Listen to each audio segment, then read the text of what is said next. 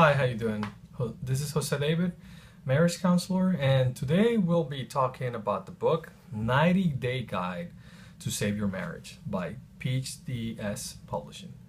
So I'm going to start with the introduction in chapter 1. First, we want to start by talking to you about if you picked up this book, then there's something going on in your marriage. You feel like you're in trouble, your marriage is in trouble, and you don't want a divorce. That's the reason you picked this book. So even though things might seem very difficult right now, and you're considering working on your marriage, which is great, there's a couple of things that you need to take into account. It might have been that you've been married a long time, or you've been married a short amount of time. It doesn't really matter. Things happen in marriages. Marriages go through crisis periods, but that doesn't mean that everything is lost. Your spouse or partner might consider, some of the things that you might consider your spouse or partner to be attractive in the past, or difference that you thought you could live with, might be creating some problems with you, and therefore you're spending less time together. You feel disconnected, but there's no need to panic.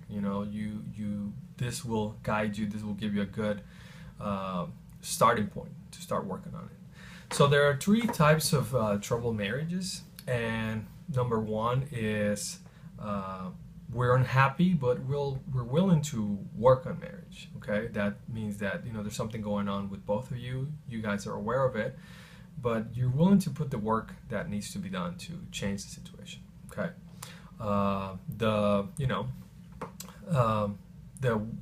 during in this type of marriage, both of you have certain attitude that says we're okay. You're kind of comfortable, or maybe too comfortable with each other, take each other for granted. But you're stuck in a routine. There's no intimacy. There's kind of a loss of interest. But if you don't change something, it's gonna get worse. Number two, we're not okay. Both of you know there's something going on between each other, and you know that it's something bad and that you need to start working on it. And number three, we're miserable. That means that everything is in chaos. You guys are at each other's throats. There's a lot of conflict, and you have probably started talking about divorce as a way to end the situation. Number four, it's all about the kids. The kids are your priority. The only reason you guys are staying together. That's a very common situation to be involved in, but it's not your kids' responsibility, and it's definitely not the right reason to be in a marriage. You should be in a marriage because that's what you want, and marriage came first and then the kids. So you need to think about that and let that sink in, because it should be your priority, working on your marriage. There's another type of marriage, my spouse won't change marriage. Then no matter what, your spouse is not aware that she needs or he needs to change. According to him or her, there's nothing to fix. Everything's fine. They're just so used to whatever routine and conflict or arguments you guys been into. My spouse is the one that messed up marriage. He or she did something, some type of transgression, some type of disrespectful action towards you, and the blame and the responsibility is solely on him or her. So now that we've gone through some of the marriages, you gotta ask yourself, what can I do about it? And we are not in control of your spouse or partner. You're in control of yourself. So we're going to give you some tools so you can work on what you can do to make this better.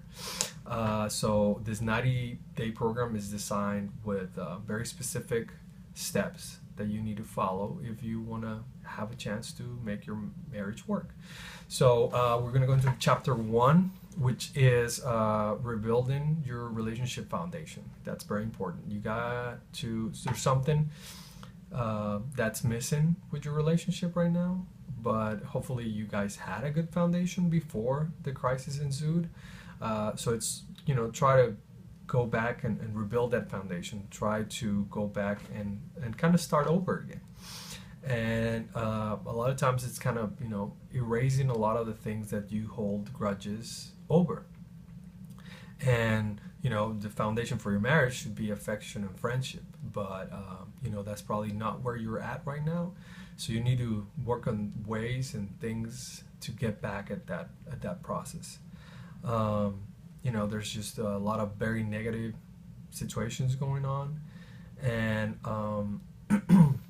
you probably don't have a lot of energy to give each other. So try not to be destructive.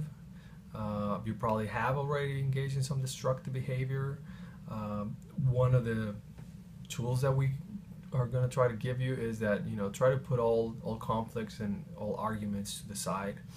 Try to remember what was the glue that held you guys together. What was the motivation or the goals that you guys had in mind together. Maybe you did accomplish some of them, not all of them, but it's time to rebuild that friendship. If you guys are feeling disconnected from your loved one, if you guys are not talking, not having meaningful conversations, that's where you start. If there hasn't been a lot of affection, there's kind of this physical barrier that you guys are going through. Try to break it. Take the initiative, reach out, and that's how you start. Also, we have a workbook that you should be following. So do the quiz that looks at the foundations, and that will give you a guideline of what kind of things you need to start working on too. And I think that's very important. And that will help you identify what's the real reason, behind the crisis. A lot of times it's intimacy, but behind intimacy there is people are usually not intimate because they don't feel that they're close together anymore. So, look before the intimacy. Look at what are you doing to, put that barrier between you and your spouse. So focus on reconnecting emotionally. Try to have those meaningful conversations with your spouse or partner without having any conflicts. Just reach out to them and try to bring back some good memories, make them laugh. Try to connect with them. Try to be interested in what they're going through at work, with friends, something that will pull you guys closer together. Understand your partner's intimacy style. There's some people that you need to warm up to them before any intimacy happens, that they need to feel comfortable. Identify what your spouse or partner feels in those areas, and don't pressure them. Try to keep the pressure off them. Don't expect a lot from them, especially if you're just starting to reach out. Don't expect it to be automatic, that they reach out back to you, that you have intimacy again if that has been an issue before. Baby steps. Take your time to get comfortable. Okay. And thank you, and we'll see you in chapter 2.